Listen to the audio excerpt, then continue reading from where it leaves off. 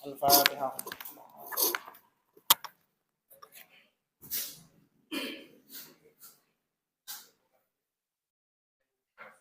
Ya.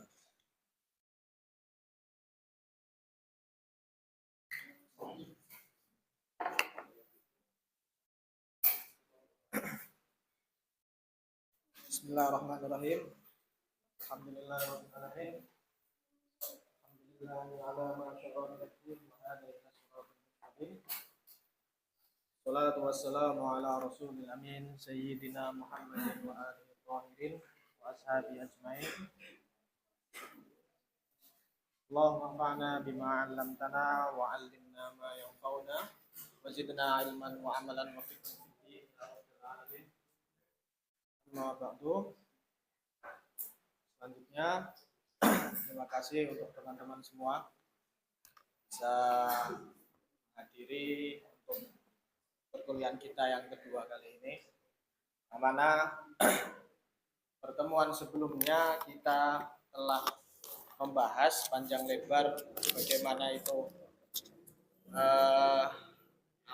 madhab dalam ulama usulul fiqh.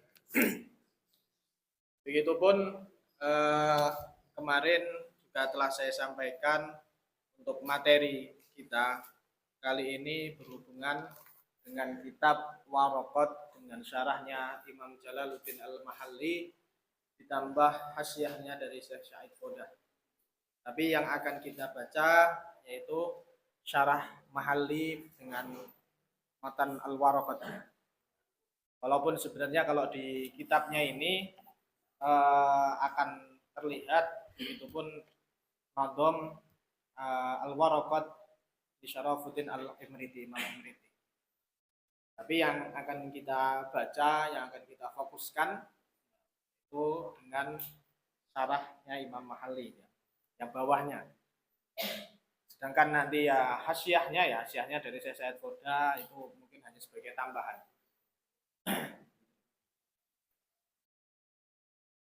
Ini kalau kawan-kawan pengen cari banyak di internet, tinggal tulis saja hasyiah Waraqat karangan Syekh Sa'id Qodah pasti nanti keluar.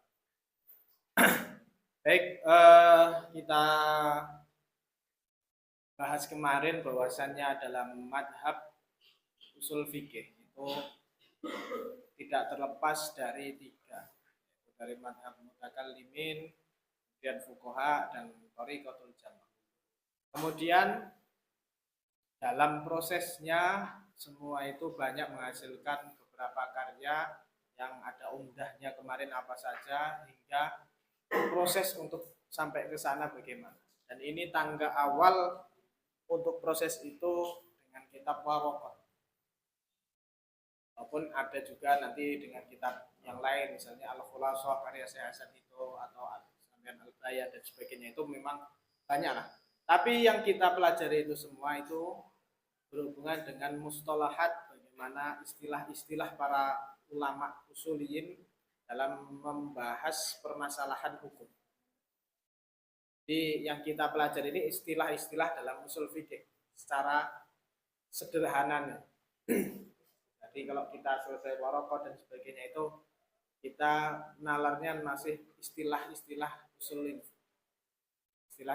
fikih. Tapi kalau sudah masuk dalam tangga kitab-kitab yang memang itu sebagai muktamad dalam madhab, dalam misalnya dalam mutakallimin, misalnya dengan kitab Minhajul Usulnya Imam Baidawi dan sebagainya, itu benar-benar sudah nalar usul fikih. Ataupun dengan thariqatul jama'-nya. Nah, dari para ulama dengan misalnya dengan Jamul Jawami dan sebagainya.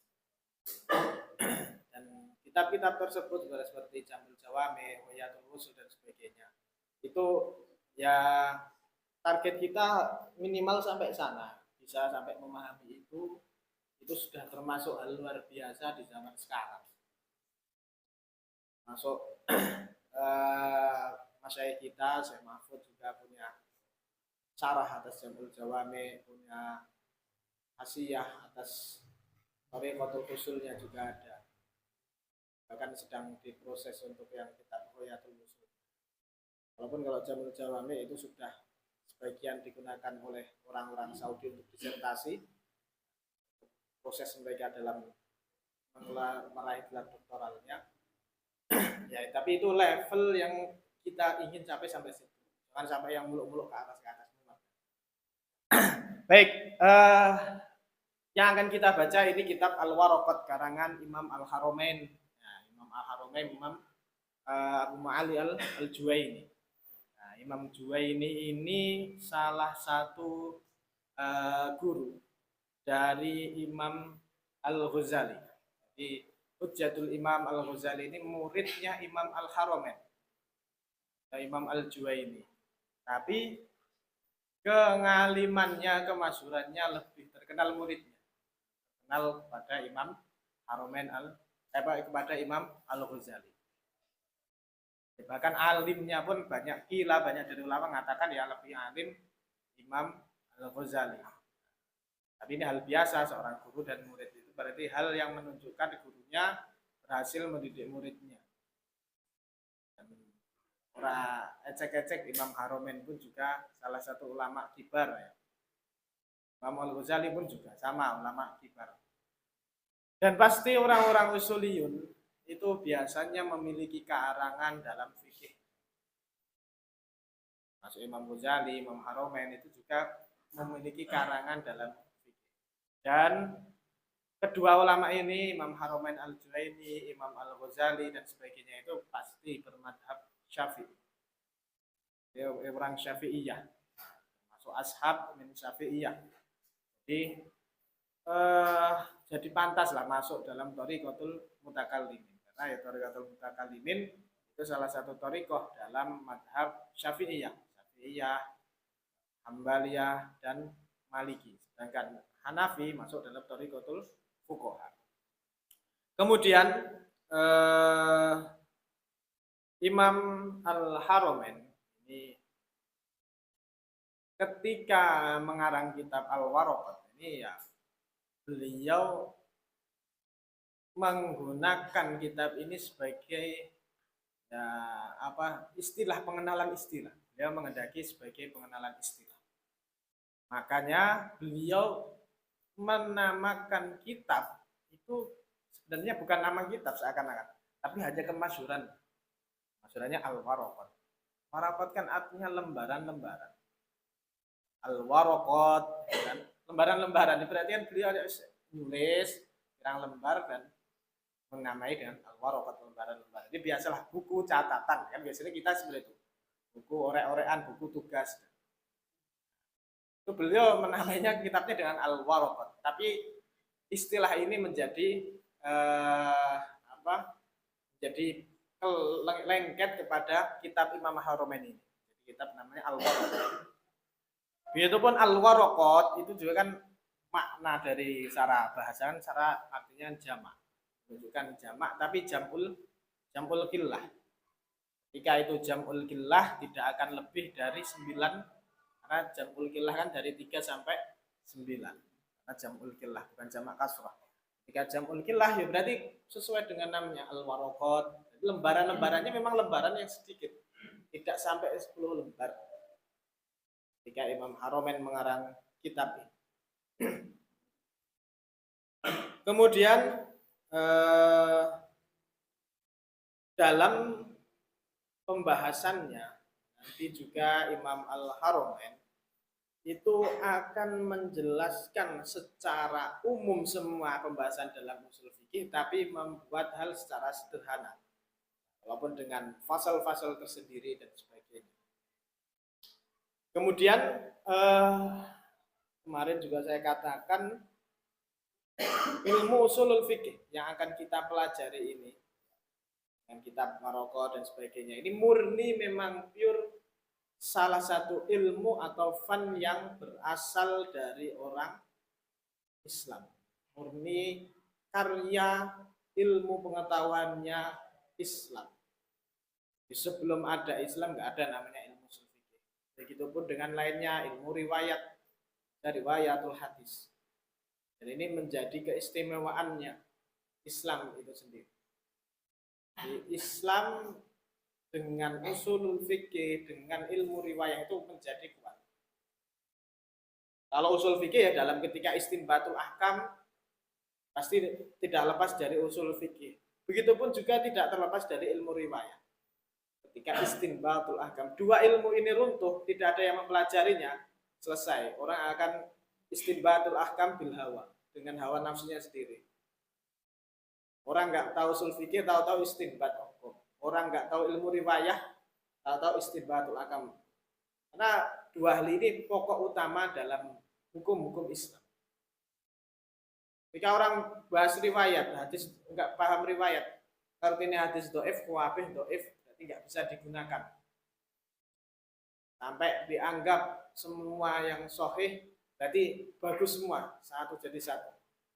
Nah, mana yang makbul, mana yang mardud, mana yang bisa digunakan untuk istinbat dan sebagainya. Bagaimana ketika ta'arud hadis. Nah itu dua ilmu ini saling berhubung. Dan terjaganya ilmu ini akan selalu ada dengan karya-karya ulama itu tadi kita pelajari. Jika tidak kita pelajari, ya akhirnya kita istilahnya kepaten over dengan karya ulama. Ya memang hal-hal seperti ini kan hukumnya fardu, tapi fardunya fardu kifayah usah sing makililah rapopo. Jadi kan kene manut karo wong sing iso, fardu kifayah lah, sing iso ngono wae sing.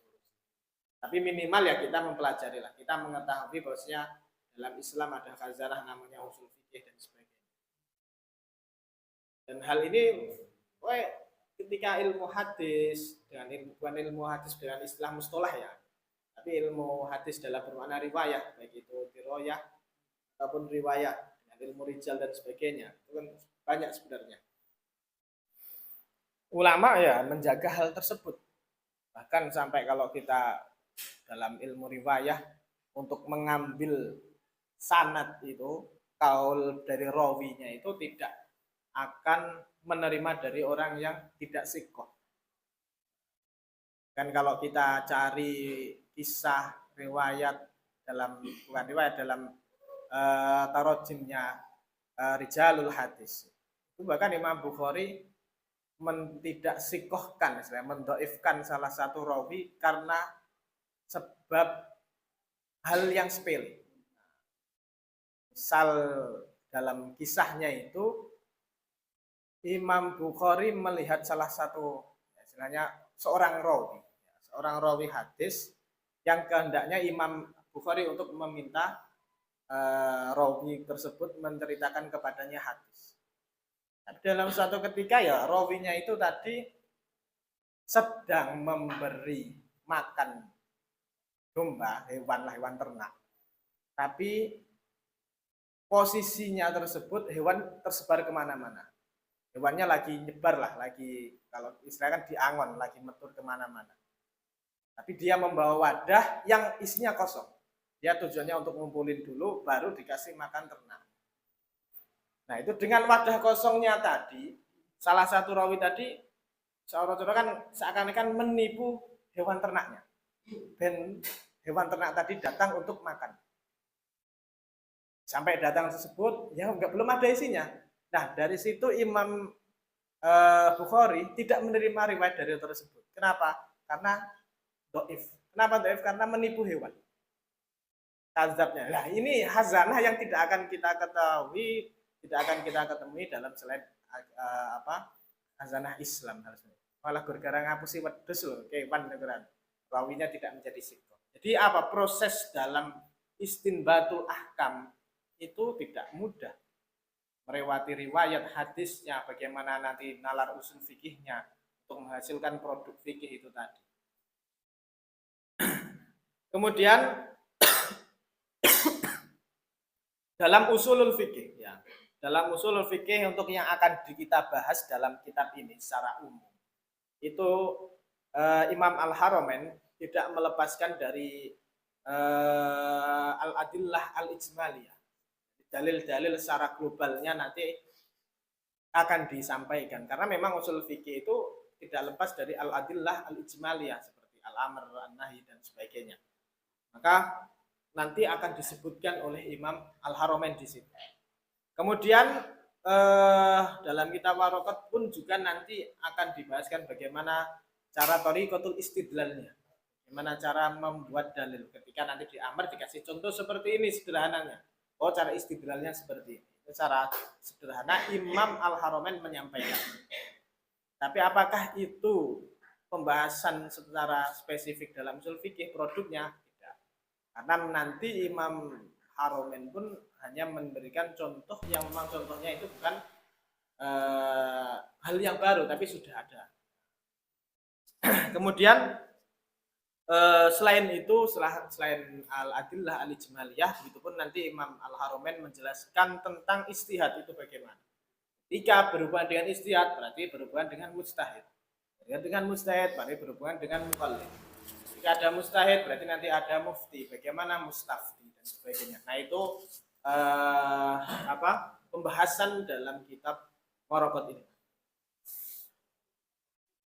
Baik, itu gambaran umumnya, gambaran umum untuk pembahasan yang akan kita baca pada kesempatan malam hari ini. Ada yang mau baca? Ada yang mau baca? Yang bawahnya tuh, pendek dikit-dikit. Oh, waca nek waca lah. Baca. Siapa? So, aku nek waca. Tuh. Ya, saya baca. Oh, wis waca ya. Apa? Ada sing waca ora? Ada sing ngaco kok. Iki nek mosok ndak nunjukin rapi aku kayak. Menawarkan diri. Baik, saya baca saja. Bismillahirrahmanirrahim. Qala al-mu'allif rahimahullah taala nafa'ana bi ulumihi wa bi ulumi masyayikhina fid dharain. Bismillah, hadhihi waraqatun qalilatun.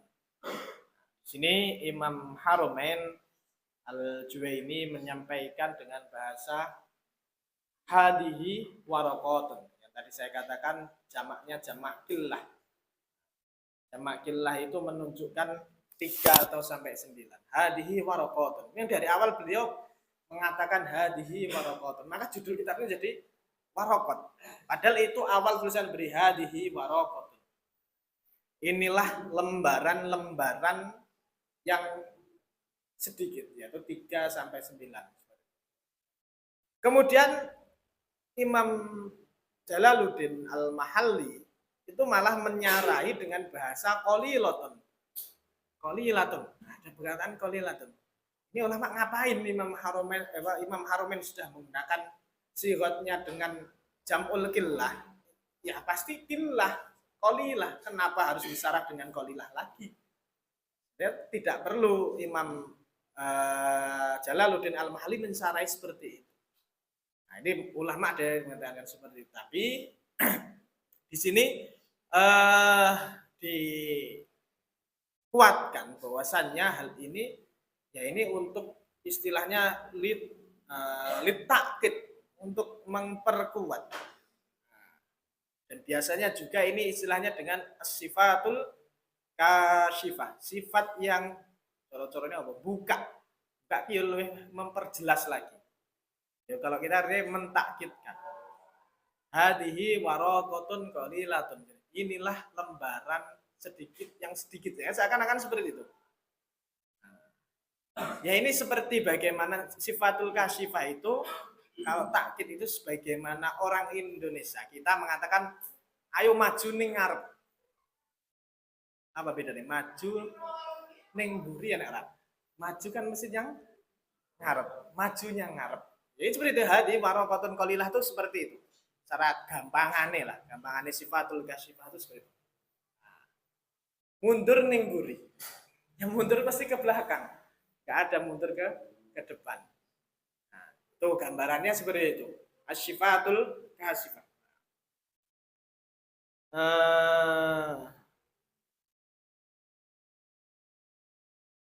Nah, di sini cuma Syekh Fudah mengatakan hadi waraqatun qalilatun wasifan biha al-kitabu bil qillah. Kitab ini dengan jamu qillah. Wa dzalika likay yashura al-qari bi anna hadzal kitab maqdurun ala qiraatihi inda badli an-najm. Karena ini tujuan untuk membaca kitab ini ya bagi orang-orang yang semangatnya itu rendah. Untuk maksudnya ya kita lah, termasuk kita semangati ngakoni lah. Dia rendah dalam mempelajari hal seperti ini. Nah, Tapi ketika menghadapi, kemudian Said mengatakan, fa'inal qori idza suira bidzalika istada nasyatu.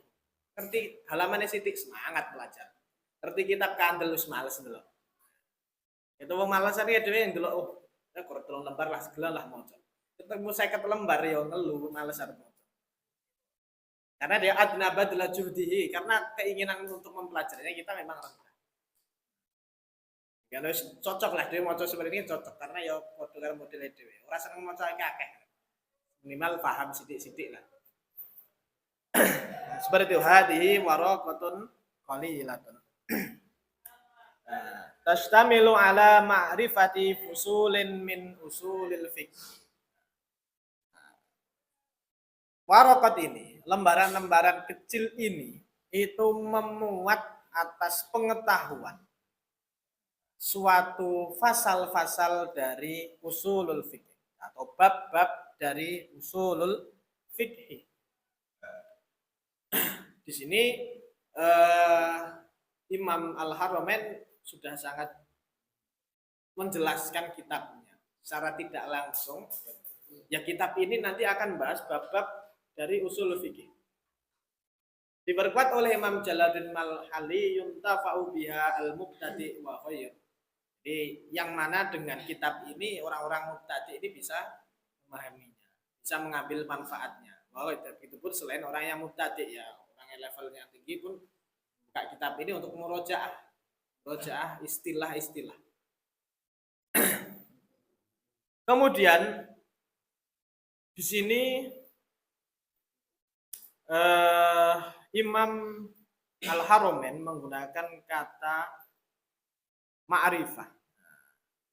Ma'rifah, mengetahui.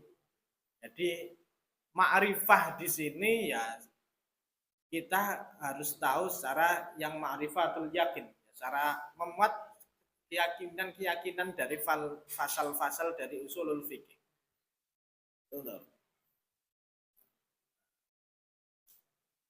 Nah, makanya fil haqiqah. Di sini Syekh Said mengatakan ma'rifah yang fil haqiqah, ya benar-benar pengetahuan yang yakin. Nah, karena bahwa fa'innal kitab ibaratun an mukhtasar fil usul. Karena ya kalau ini nggak tahu yang mana ini sebagai ringkasan dari usul fikih, bagaimana mau mengetahui yang lebih luas. Jadi benar-benar secara hakikat harus mengetahui fasal-fasal dari usul fikih. Supaya nanti ketika mubtadi itu sampai level yang ke atasnya lagi, tahu apa permasalahan-permasalahan penting dari kitab usulul fikih. Nah, maka waqad dzakara fi al-musannif ahamma ma yahtajuhu al-mubtadi min ummahati masail hadal ilmi. Jadi apa sih usul fikih pembahasan yang penting? Nah, ini disebutkan. Nah, ketika ini kita tahu pembahasan dari waraqat itu apa saja, nah itu pembahasan usul fikih secara umum itu tidak lepas dari itu. Tapi hanya diperlebar, ya diperluas. Minimal kalau kita dalam ilmu nahwu tahu jurumnya, tahu rofa, nasab, jar, jazm dan sebagainya. Tapi kan ada pengembangan selanjutnya, pengembangan yang luas. Begitupun usul fikih, tahu permasalahan adillah ijmaliyah itu apa, mustahil itu bagaimana dan sebagainya. Nah itu diperluasnya di kitab-kitab selanjutnya. Yang penting kita tahu awal-awal itu dulu.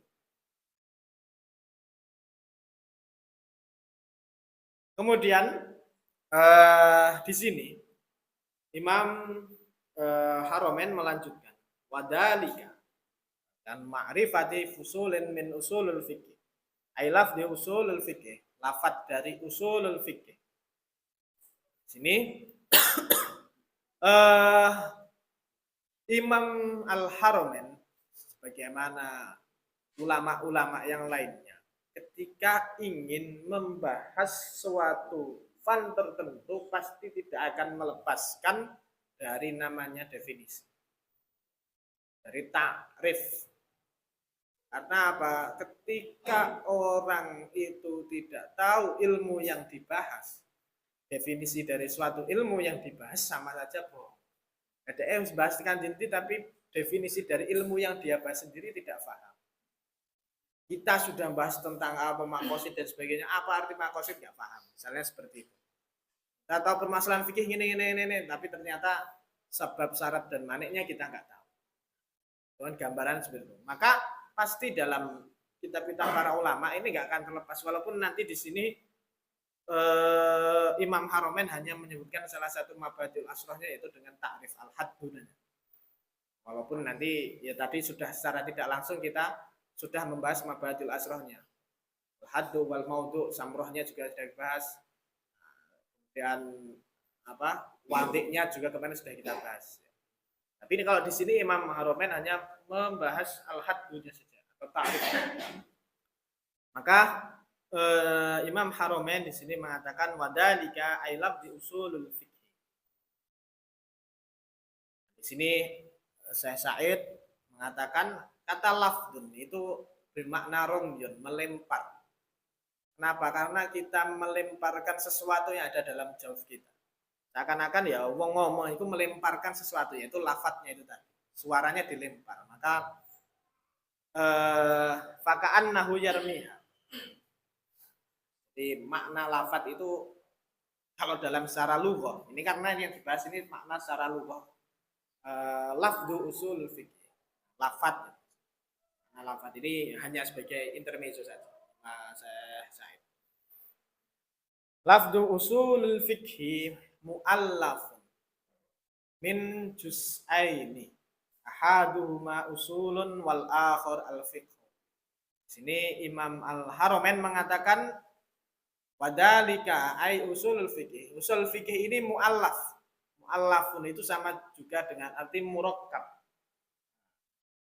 Mu'allafun itu artinya tersusun. Ya, tersusun dari dua juzuk, dua bagian. Ahaduma al-usul, al-akhar al-fiqh. Kemudian min juz'aini mufradaini. Katanya dari dua bagian yang mufrad. Di sini sebenarnya kalau kita pahami kata mufrad dengan ada mu'allaf yang memiliki makna murakkab, maka mufrad di sini minal ifrad muqabilut tarkib. La muqabilut tasniyah wal jama'. Maksudnya bagaimana? Mufrad itu ada dua kelompok. Mufrad yang punya kebalikan dengan tasniyah atau awil jama'. Ya mufrad satu itu loh. Maksudnya makna satu, kalau kebalikannya berarti kalau enggak dua tasniyah, kalau enggak ya tiga yang makna jama'. Itu makna mufrad seperti itu. Kemudian ada mufrad yang kebalikannya atau lawannya namanya murakkab. Mufrad di sini tak maknanya mala yadullu juz'uhu ala juz'i makna. Kalau murakkab ma yadullu juz'uhu ala juz'i makna. Apa itu? Yaitu ketika lafadz yang murakkab bagian-bagian itu memiliki makna tersendiri. Ini istilah-istilah nisbah dan sebagainya ini sebenarnya tidak akan terlepas dari namanya ilmu mantik. Sebenarnya ini harusnya semester 3 harusnya ilmu mantik bukan di semester 4. Artinya bareng di semester 3 karena beriringan dengan awal usul fikih. Kenapa seperti itu? Karena ya istilah dalam usul fikih itu tidak akan terlepas dari ilmu mantik. Ya, secara tidak langsung lah ilmu mantik itu membantu untuk memahami istilah-istilah dalam usul fikih, istilah-istilah dalam balaghah dan sebagainya. Karena mantik itu ilmu suyul, dia masuk di semua fan. Makanya mufrad, murakkab ini pembahasan di ilmu mantik di awal-awal bab tasawuf itu ada pembahasan mufrad, murakkab. Kalau paham itu sebenarnya gampang. Nah, tapi ini nggak apa-apa, gambarannya gitu. Gambarannya ketika mufrad itu tidak menunjukkan juzuknya atas makna. Misalnya lafadz zaidun itu kan mufrad. Apakah juzuk dari Z itu ya dulu ala makna kan enggak? Za-nya enggak ya dulu ala makna. Ya-nya, dalnya secara di bagian. Zaidun, za, ya, dal. Ja-nya apakah menunjukkan makna? Ya-nya apakah menunjukkan makna? Dalnya apa enggak? Berarti mala ya dulu juz'uhu ala juz'i makna. Maka itu dinamakan mufrad. Nah kalau murakkab seperti bagaimana lafadz usulul fikih, ma yadullu juz'u ala juz'i makna. Usulun sama fikhun. Ini juzuknya. Kata usul ini memiliki makna. Kata fikih ini juga memiliki makna. Maka ini susunan yang idhofi ini, usulul fikih ini dikatakan murakkab. Tapi kalau dalam ilmu nahwu ini belum murakkab, idhofah itu kan belum murakkab. Kalau dalam ilmu nahwu. Tapi ini kalau yang di sini yang dikehendaki murakkab dalam ilmu mantiq. Nah, kalau idhofah, kalau dalam nahwu masih sibeh, ya, sibul jumlah. Oh, lanjut. Kemudian usulul fikih. Kata usul dan kata fikih ini juzuknya menunjukkan atas makna. Nah, itu maka dinamakan murakkab tapi idhofi. Berbeda nanti ada kalau misalkan dalam ilmu mantiq itu usulul fikih ini murakkab idhofi tapi bukan bil makna laqab. Kalau bil makna laqab itu masih kembali ke mufrad. Contohnya apa? Misalnya kata Abdullah. Kata Abdullah itu ketika murakkabnya itu idhofi bidunil makna laqab, ya abdun itu abad, ya abad itu kaullah, Allah Gusti Allah memiliki makna al-ilah. Itu memiliki makna tersendiri. Tapi kalau Abdullah ini li ismin syakhsin atau laqabin li syakhsin atau kita katakan li alamin untuk nama seseorang, maka ini masih mufrad. Karena ya Abdullah ini ya namanya Abdullah. Ain ba'dal alif lam lam ini jadi satu. Itu masih dikatakan mufrad. Nah, ini yang bahas mana ya dalam ilmu mantiq secara sederhananya seperti itu. Tapi ya jadi kita tahu tadi ada namanya mufrad, ada murakkab. Di sini yang dikehendaki oleh Imam Haromen yaitu mufrad yang kebalikan dari murakkab. Maka Imam Jalaluddin Al-Mahalli mengatakan ketika mufrad ini minal ifrad muqabilut tarkib la muqabil at-tasniyah wal jama'. Seperti itu. Ini apa ini cara? Al-alfat al-musta'malah tuqsimu ila mufrad musanad jama' wa tuqsimu aidan ila mufrad wa murakkab. Ini gambarannya seperti itu. Ini ada contohnya. Hujjatul Islam wa sifan wa laqaban alim Ghazali. Ya, gambarannya seperti itu. Ya, sebagaimana yang saya sampaikan tadi. Kemudian ya, alon-alon ya. Ini sing takokne ra iki. Ngerti Bang? Belum lanjut ini. Kita alon-alon sih. Ambekan sih. Ada yang tanyakan? Lanjut dulu. Karena lanjut. Jadi fokus lagi ya. Ya, baik. Terus selanjutnya wal muallaf yu'rafu bi ma'rifati ma ullifa min. Jadi murakkab yu'rafu bi ma'rifati ma rukkiba minhu juga bisa. Jadi kalau suatu susunan yang murakkab atau yang tersusun itu akan mengetahui maknanya. Makna dari kata yang murakkab tersebut ya yu'rafu bi ma'rifati ma ullifa bihi. Ya, apa susunan yang membentuknya itu tadi apa saja. Di kata usulul fikih, kita tahu arti usulul fikih, bermakna itu tadi, kita harus tahu susunan dari usul fikih. Berarti kita harus tahu makna usulnya apa, kemudian makna fikihnya itu apa. Ketika tahu makna usul, kemudian tahu makna fikih, nah itu akan mengetahui, oh usul fikih itu seperti ini. Jadi yang diketahui seperti itu.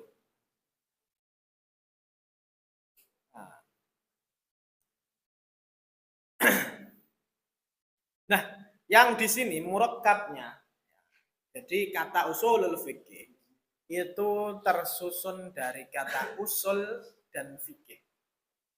Jadi dua hal ini. Walaupun di sini sebenarnya kalau sampai baca, Syekh Said mengatakan inna ibarata usul fikih fit tahqiq tata'allafu min salasati ajza. Tidak dua. Usul fikih dan nisbah baina usul lil fikih, karena kalau idhofah itu ada istilahnya nisbah. Isnaini lafdaini wa huwa ma dzukira al musannif wasyari wan nadim wahid maknawi. Jadi ada bagian tapi yang bukan dhahir, tapi bagian yang secara makna saja. Walam yadhkuruhu bil ibarat bal asyaru ilaihi isyaratan bil lafdin nadhar ilal makna al idhofi. Nah, di sini dengan mengatakan dia mengatakan makna idhofi enggak? Jadi mengatakan dengan makna idhofi pasti dia menunjukkan secara tidak langsung otomatis menunjukkan ada tiga. Yang ketiga itu maknawi, yaitu yang diistilahkan dengan nisbah. Falafdiyani tukallimu anhuma wa ammal ma'nawi wa huwa al-idhafah wa huwa nisbatul usuli ilal fikhi la ila ayyi amrin akhar. Nah, wal idhafah min rawabitil kalamil ma'nawiyah. Jadi setiap kata itu ada istilah rawabitnya. Dalam idhafah itu namanya nisbah. Tapi itu enggak perlu. Jadi hanya secara maknawi. Tapi yang perlu kita bahas ya usulun dan fiqhun.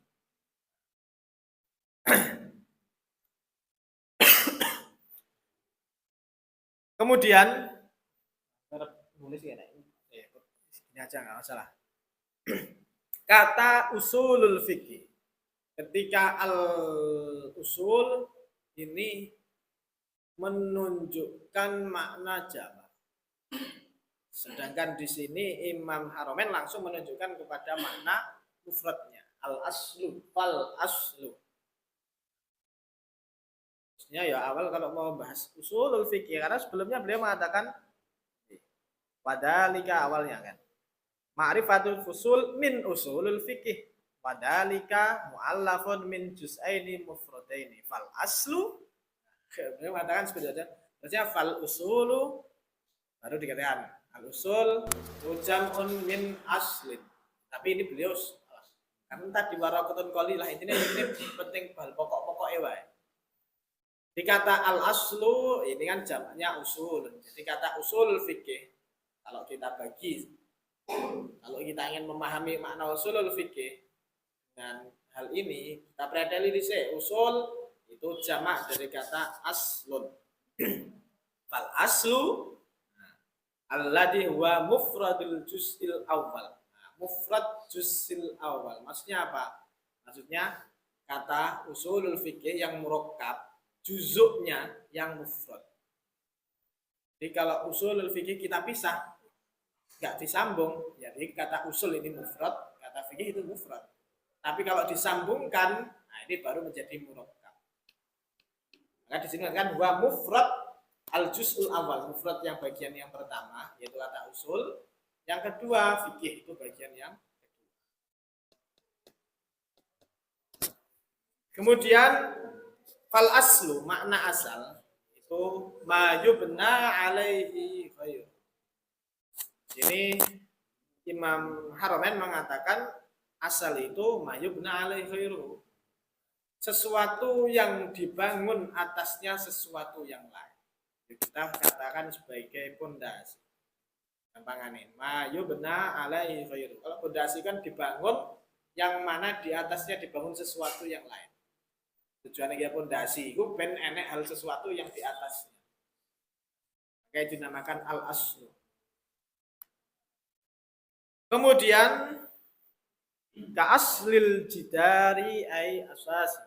Jadi contohnya ini sebagaimana aslil jidar. Ya pondasi pintu itu tadi, itu tembok. Aslil jidar ay asasnya. Asasnya itu pondasinya. Pondasi dari tembok. Berarti kan asal itu yang tembok, bawahnya itu ada namanya pondasi. Nggak bisa kita bangun tembok dari atasnya dulu baru bangun bawahnya. Ya asas itu dari bawah dulu, ketika mau ke atas ya baru ke atas. Maka katakan bunia atau mayubna alaihi khair. Sesuatu yang dibangun atasnya itu sesuatu yang lain. Atau aslus sajarah atau pokok atau asal dari tumbuhan. Ai tarlafuha as-sabit. As-sabit fil ardi. Jadi pucuk polit apa tanaman, berarti oyot lah. Oyot paling pucuk ngisor dhewe kuwi sing netep di dalam tanah. Nanti kita akar paling dalam itu dinamakan aslus sajarah. Kita katakan oyot lah. Akar lah. Di akar itu menopang di atasnya sesuatu yang lain, yaitu ya pohonnya dan lain-lainnya. Kemudian wal far'u alladhi huwa muqabilul asl, sedangkan di sini asal itu kebalikannya itu adalah far'un. Di asal ya kemudian Balikannya itu adalah far. Asal itu ya kita katakan pondasi. Kalau far'un itu kita artikan ya ini cabangnya. Ada asalnya, ada cabangnya. Wawa muqabilul asli, maksudnya ma bunya ala ghairihi. Nah, dia terbangun atas sesuatu yang lain ya. Pohon itu kan terbangun dari akarnya. Kafuru isyajarah li asliha. Sebagaimana cabang dari tanaman yang mengikut kepada akar pohon. Baik, contohnya apa? Batang pohon itu yang mengikut kepada akarnya. Dan di sini ditambahi wafuru il-fikhi, ya orang wafuru il-fikhi li usuli. Sebagaimana ilmu fikih, yaitu sebagai far'un li usulihi, li usulul fikih. Fikih itu terbangun atas usulul fikih. Usulul fikih ini dibangun atasnya sesuatu yang dinamakan fikih. Di usul itu seperti itu. Nah, kemudian yubdal musannif fi syarhi makna juz awal wa alam annal adah itu. Nah, di sini waqad dzakara syarih nadam sittata ma'anin lil asli fil lughah. Sebenarnya ada istilah lain selain ma yubna alaihi ghairuhu. Ada istilahnya al-muhtaju ilaihi, yang dibutuhkan atasnya. Jadi kan kalau tanaman ya mesti butuh akar. Apa tembok butuh namanya pondasi. Mamin husai, darinya tumbuh sesuatu yang lain. Ma yustanadu tahqiqu ilahi, terus ma apa mansya usai, ma yubna alaihi ghairuhu, ma yatafarra'u an ghairuhu. Ini sama saja. Istilah-istilah lain nanti yang akan kita ketemu di kitab-kitab usul fikih yang lainnya. Ada yang menggunakan al-usul huwa muhtaju ilaihi. Hanya seperti itu, simpel mungkin. Toma yatafarra'u anhu ghairuhu dan sebagainya. Kemudian secara istilah. Nah, ini. Di sini kan tidak menyebutkan asal secara istilah. Usulun secara istilah itu sebenarnya memiliki arba'atu ma'ana, ada 4 makna. Yang pertama ar-rajih. Asal itu artinya diunggulkan. Wal aslu fil asya al ibah. Jadi seperti itu kadang. Itu masuk dalam al qaidah al mustamirah. Al aslu fil asya al ibah. Al qaidah al mustamirah fil asya al ibah. Jadi artinya seperti itu. Ar-rajih ya, baik al aslu fi hadzal amr wajib. Ar-rajih fi hadzal amr wajib. Istilah-istilah seperti itu digunakan. Dan ad-dalil itu juga biasanya menggunakan lafaz al-aslu fi fahmiha dan nas. Nah, nanti kadang ulama menggunakan seperti padahal ad-dalil fi hadzal amr atau nasun syar'i atau sebagainya. Kemudian yang keempat al-aslu al-maqis alaih. Al-aslu itu yang digunakan untuk qiyas, maksudnya asal, fara' dan illah. Summa innahu la khata'a hunna ayyuqal innal ma'na al-istilahi lil asli wa nafsul ma'na lughawi. Intinya ya makna lughawi dan makna istilah itu istilahnya hampir sama saja. Jadi usul yang diketahui dalam usul fikih itu suatu pondasi yang terbangun atasnya sesuatu yang lain. Sesuatu yang lain apa? Nah, kata selanjutnya usulul fikih. Nah, ini mana?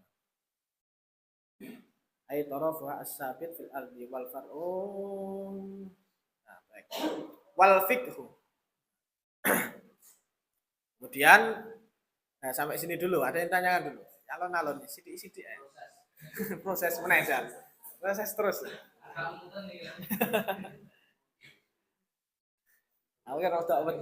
Saya pelan-pelan, ini benar pelan-pelan. Alon-alon penting paham. Karena hal-hal yang dasar kita harus tahu dulu. Ya nggak paham ya semakin pusing sekarang. Makanya saya jelaskan pelan-pelan dan hal seperti ini memang pembelajaran yang efektif ya, pelan-pelan sidik-sidik alon-alon. Itu yang harus menguasai semua mungkin tak cepat ya iso. Tapi ya santai lah. Suan-suan banter-banter atau lapo ya. Saya 16 pertemuan, enggak, 14. Kemudian wal fiqhu. Dan yang selanjutnya di sini yang akan dibahas murakkab yang selanjutnya itu kata al-fiqh. Wal fiqhu alladhi huwa al juz'u tsani. Maksudnya huwa mufrad asani. Jadi bagian yang kedua. Di juzuk bagian dari murakkab yang tadi dari usulul fiqh. Alladhi huwa al juz'u asani. Lahu makna lugawiyun wa huwa al-fahm. Jadi makna fikih yang dikehendaki dalam makna secara bahasa itu adalah al-fahm, pemahaman. Jadi kalau fikih itu maksudnya faham. Maka orang fakih itu aslinya orang yang faham permasalahan agama. Al-fiqhu fil lughah al-fahm. Wa makna syar'iyyun wa huwa ma'rifatul ahkami syar'iyyah allati tariquha al-ijtihad.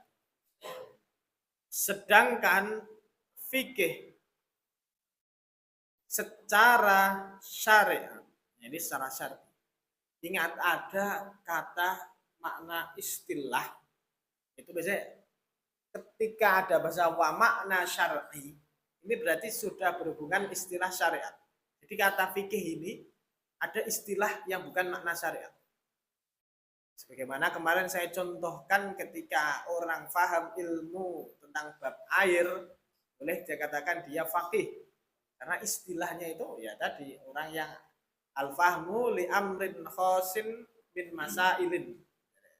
Ada istilah seperti itu. Tapi yang dikehendaki fahmu bimakna syar'i. Nah, istilah tapi istilahnya syar'i. Maka beliau Imam Jalaluddin Mahalli menggunakan wa makna syar'i, enggak menggunakan makna istilah. Beda dengan asal. Asal tadi bukan makna istilah. Kalau di sini bimakna syar'i. Ketika makna syar'i, takrifnya pun tidak terlepas dari syariat. Maka beliau mengatakan ma'rifatul ahkam syar'i allati tariquha al-ijtihad. Jadi fikih itu ma'rifatul ahkam. Mengetahui hukum-hukum asy-syar'iyyah yang bersifat syariat. Nah, di sini Imam Haromen menggunakan redaksi ma'rifat. Jadi ma'rifat yang dikehendaki di sini berbeda dengan ma'rifat yang awal tadi. Tashtamilu ala ma'rifatin min usul fikih. Usulin min usul fikih. Kalau ma'rifah di sini tidak bisa kita katakan al-yaqin.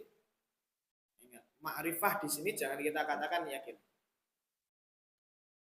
Ma'rifah itu pengetahuan, itu ada 5 ya. Kita tahu ma'rifah pertama al-yaqin yang 100%, dan adon 90, 80, 70, sudah. Dan asyak yang 50%, seket telah ragu-ragu antara A atau B, antara DE atau D milione.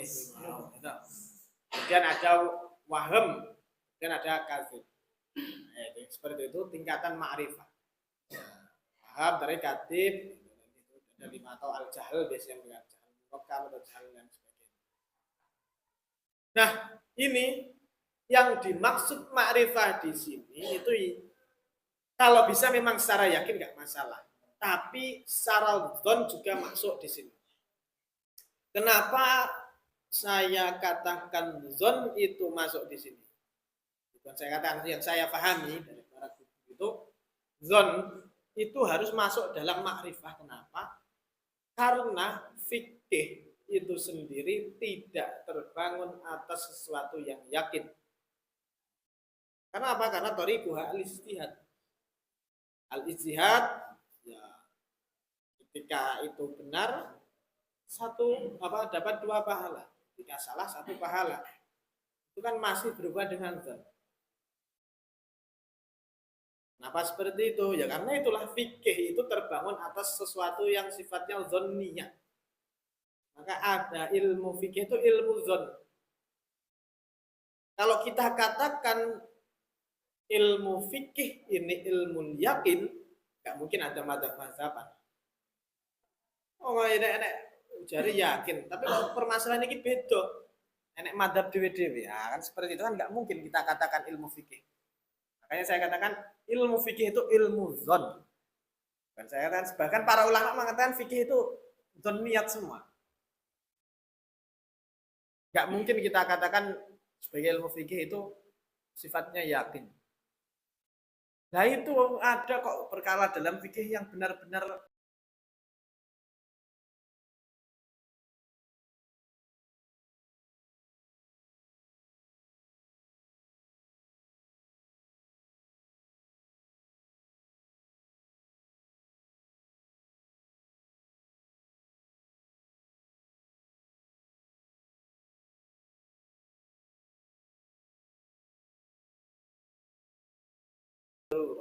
hal yang memang harus diketahui oleh orang Muslim.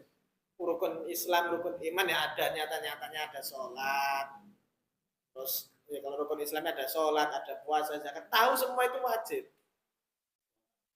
Nggak perlu dalam ada ijtihad, oh sholat itu wajib, alasannya nggak perlu. Itu bukan thariqatul ijtihad, itu maklum minatin bidarurah. Tapi masuk dalam pembahasan fikih karena dalam sholat itu nanti ada syarat-syaratnya dan sebagainya yang itu perlu ijtihad. Karena nanti ya hal-hal yang melengkapinya itu tersebut dzanniyah semua.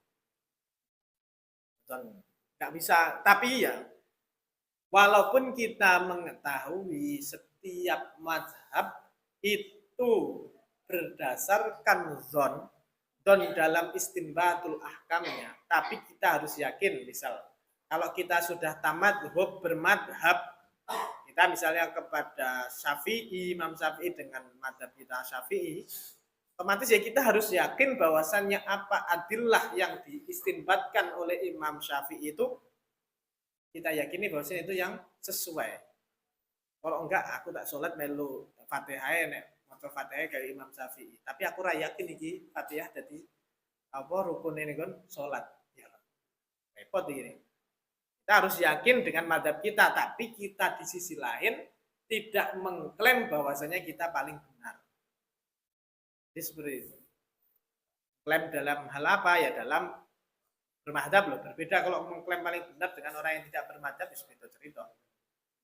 Tapi kita harus tahu dulu madhab kita. Tapi kan terkadang kita madhab sendiri nggak tahu, wis nyalah-nyalah nih madhab, iya. Sesuai kayak sholat, ya hal seperti hal kita lah. Maklum lah kita sebagai orang awam sering melihat seperti itu juga hal yang maklum. Karena orang nanti kunutan, iki surah Islam meneh kan ada seperti itu kita ketemu ya orang awam ada seperti itu.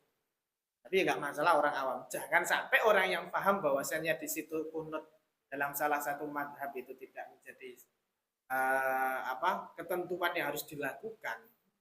Kemudian kita ikut menyalahkan, itu kan berarti kita belum legowo. Padahal kita harus tahu bahwasanya mereka pun juga ada fondasinya. Tapi dalam madhab ya. Konteksnya dalam madhab. Kemudian nanti mau ma'rifatul ahkam asy-syar'iyyah allati tariquha al-istihad. Jadi yang prosesnya ini untuk mengetahui hukum syariat ini yang zon ataupun yang yakin ini dengan proses namanya istihad. Siapa yang istihad? Ya mujtahid. Yang istihad orang mukallid, wong awam istihad ya repot.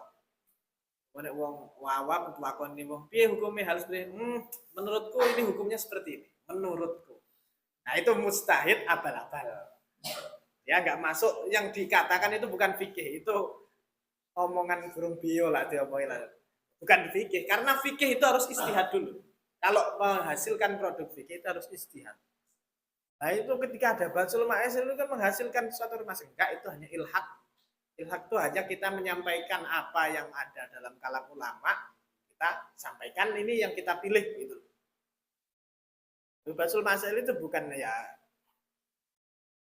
bukan hasil istihad, tapi hasil ilhaqul masail ila masail lima, menghasilkan ilhaq. Kita ada permasalahan di kitab-kitab fikih dia nenek permasalahan seperti ini terus dipadanya karo permasalahan saya. Tapi itu yang diambil apa? Itu hasil istihad ulama atas suatu permasalahan tertentu.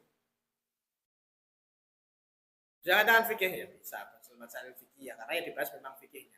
Tapi apakah itu fikih yang bermakna al-istihad itu tadi, thariq al-istihad ya? Jadi yang fikih di sini yang dikehendaki, usul fikih yang di sini dikehendaki, yaitu ya dengan istihad itu tadi. Alon. Oke, ada yang pertanyaan? Nah, ada. Roll sidik nah ini. Ya, sini. Tak.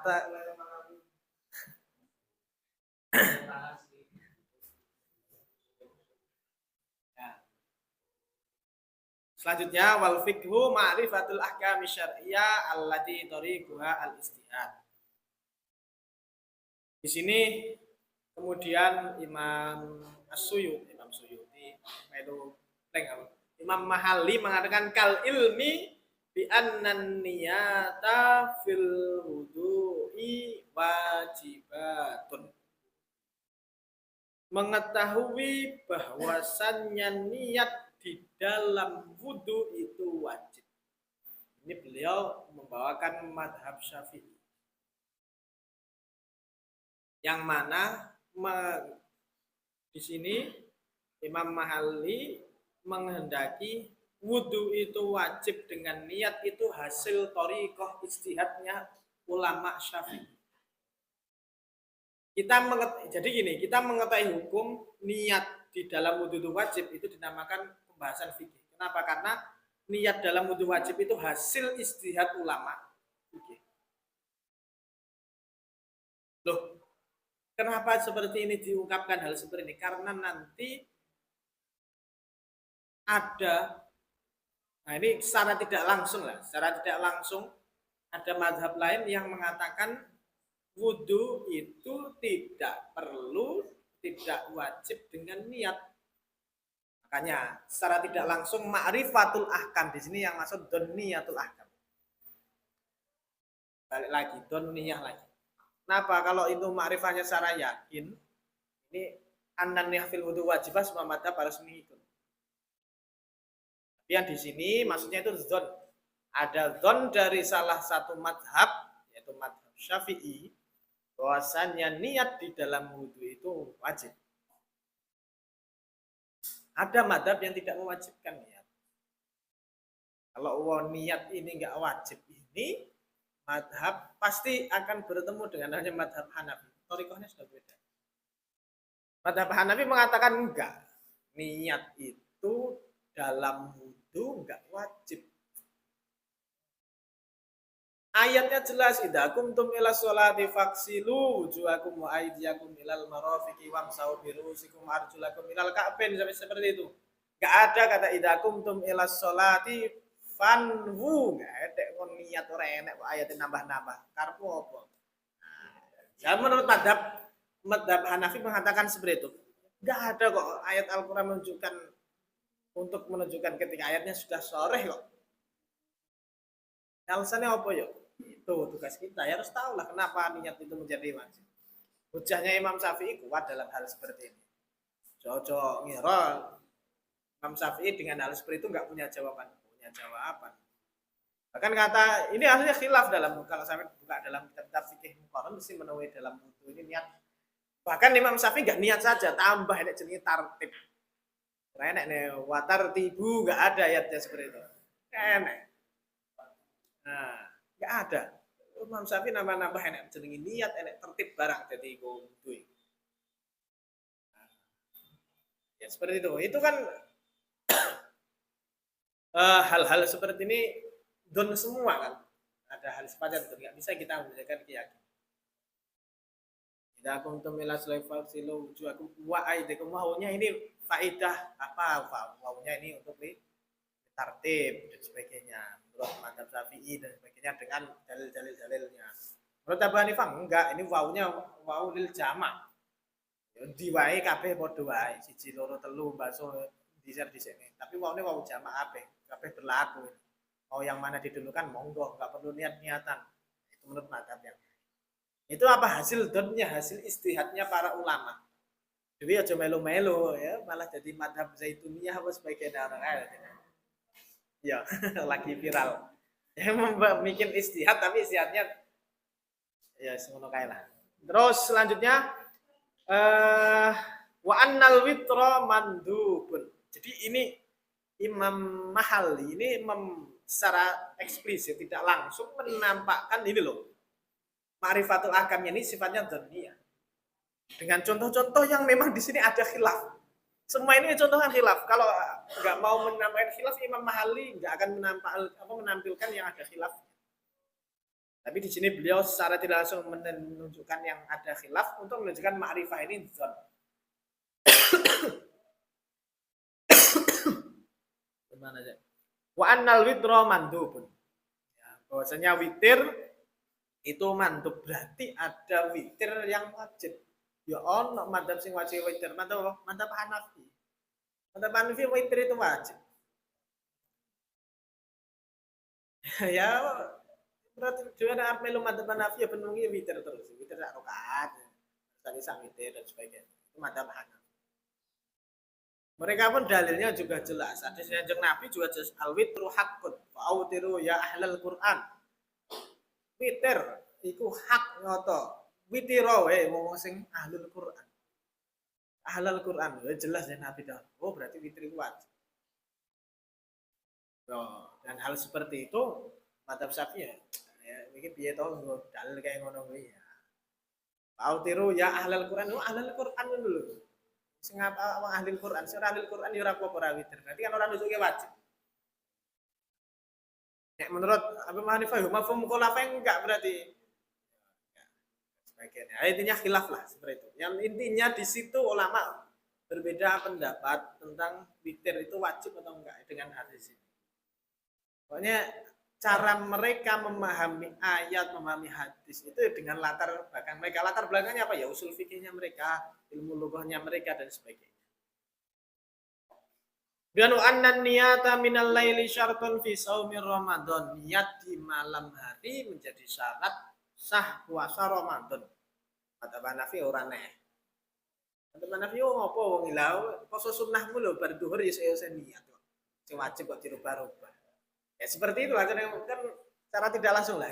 Berarti kan apa alasannya? Ya, itu kita lah nek mantep nih ketemu Hanafi ngopo lah aku arep wudu tangan dada urut ini. Itu lho ayatnya beda. Ya, kita harus menemukan jawabannya dan sebagainya.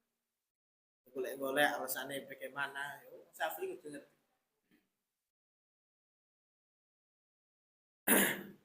Dan saya pernah ketika di Mesir itu basuh rambut sidik tok. Madzhab Syafi'i kan ora perlu akeh-akeh. Waduh dhewe ngono. Akeh pisan lho. Basuh kabeh rambut e. Apa iki nek wong ngerti iki wong Syafi'i. Mengatakan saya orang Syafi'i dan sebagainya.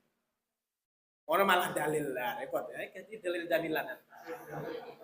Yo ora mana tuh beda madzhab kok. Wis kono-kono aku wong Syafi'i dan sebagainya. Hal-hal seperti itu sering terjadi ketika di sana. Ya, jadi ya sampean barang halal seperti apa tuh poso niat syarat mungkin menjadi syarat sani Ramadan boleh dalilnya apa dan sebagainya. Bagi hal-hal simpel ini mungkin bisa jadi pertanyaan ketika sampean pulang, nah kok poso sunnah angsal apa sadurunge dhuwur niat kok poso wajib boten angsal napa Mas? Nah, itu bisa jadi masyarakat menanyakan hal seperti itu. Ada aja masyarakat ya jenenge wong masyarakat wong awam ya tapi nang kemudian wa anna zakata wajibatun fi malis sobi ghairu wajibatin fil hullil mubah. Ini madzhab-madzhab lain beda dengan Imam Syafi'i. Imam Syafi'i laku Pak Imam Syafi'i. Bondone bocah cilik sing urung duwe apa-apa kon zakat. Wong wedok sing nggo perhiasan searat-arat kalungan emas sakmene ora wajib zakat. Apa-apanan. Nah. Ini kan hulli itu perhiasan. Jadi hulli sama zahab itu berbeda.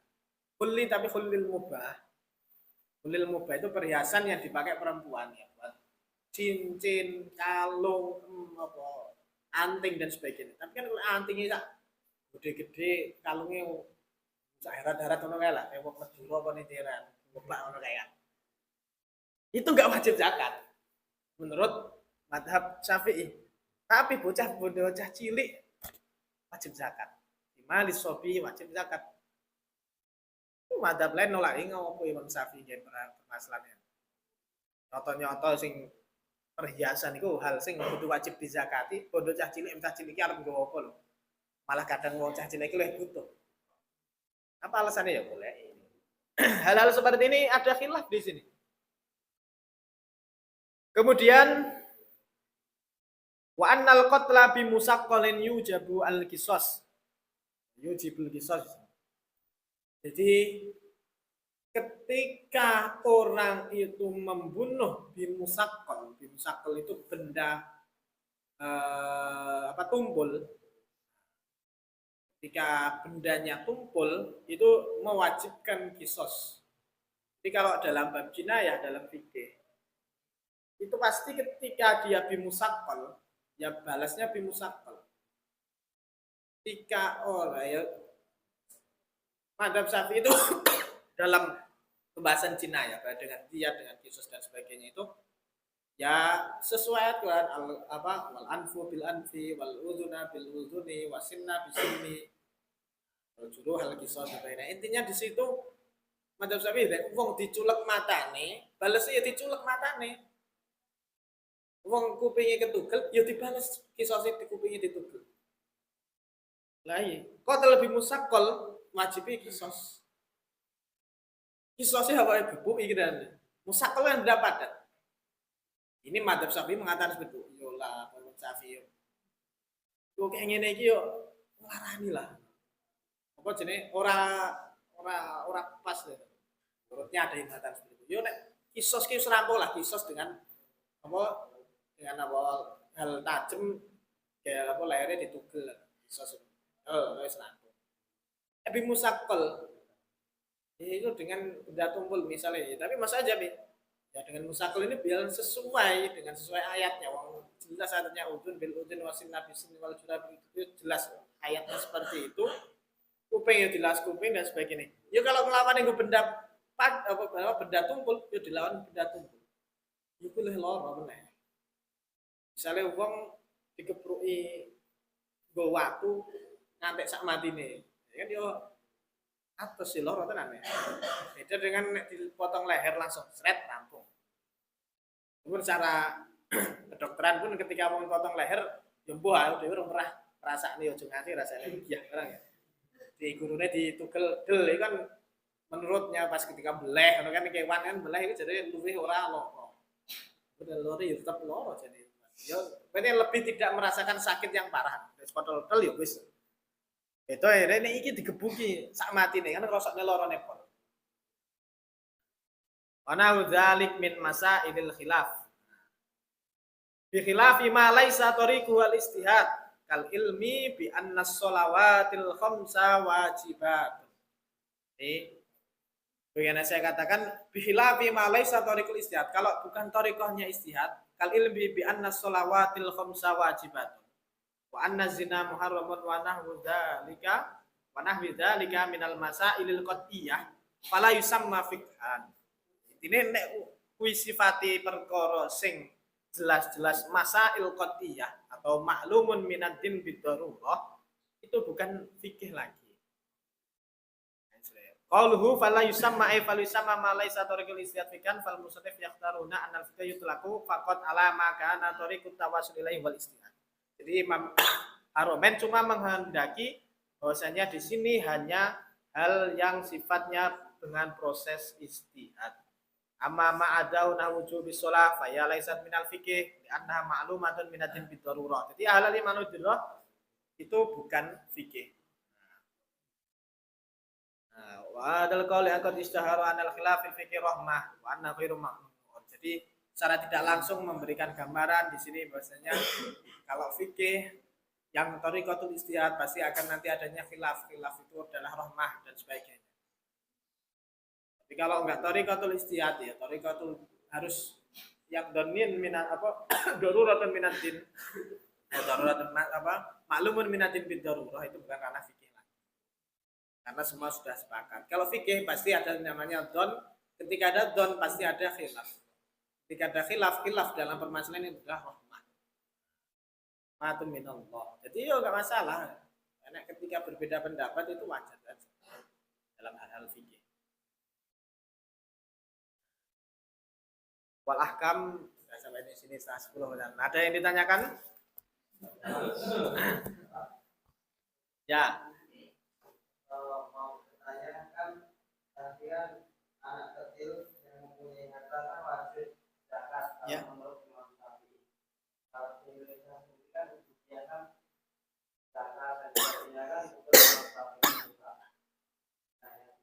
itu ketika anak kecil mempunyai harta yang mana harta tersebut dari hasil THR lebaran misalkan.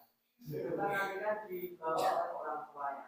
Nah, orang tuanya itu menasalkan uang tersebut kadang tidak untuk anak kecil, uang pribadinya. Nah, itu hukumnya apakah itu diperbolehkan atas dasar apa atau seperti apa?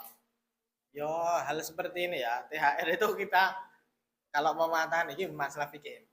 Gini dulu, yang dikehendaki di sini saya katakan az-zakah wajibah fi malis sobi ini misalnya kayak zakat fitrah dan sebagainya walaupun orang tuanya yang harus bayari dan sebagainya.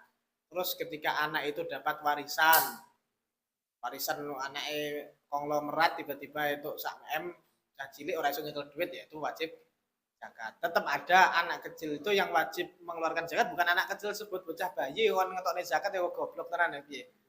Nek ini duit orang iso mlaku wis ngetokne kon bayar kan gak iso.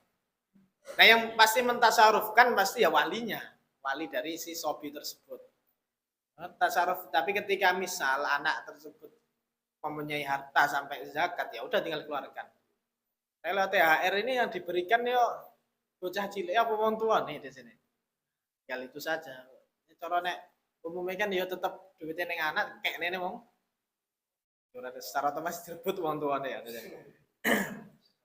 Ya di situ apakah orang tuanya mentasarufkan dan sebagainya apakah dan sebagainya itu ya tergantung hurufnya di sini bagaimana lah. Tapi yang dikehendaki di sini itu zakat ya zakat. Misalnya itu seperti tadi anak dapat warisan, dipondo akeh dan sebagainya itu wajib zakat. Ya seperti itulah gambaran umumnya.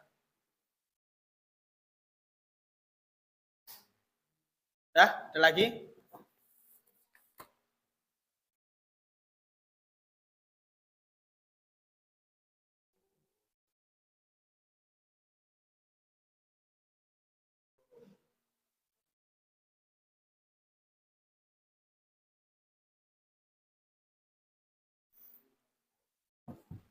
Kalau nggak ada, udah kita cukupkan. Sebelum itu, ya tugas ya. Nanti sing ngarep tugas ini kumpulkan dulu.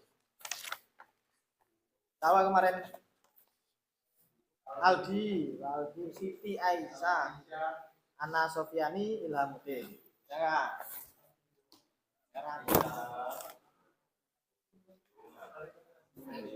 Ora status oh ya. Oh nah. Loh, ini siapa? Siti Aisyah.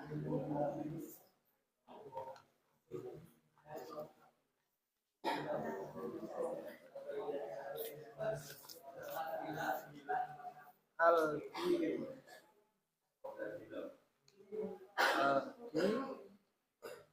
Tahu lagi Siti Aisyah.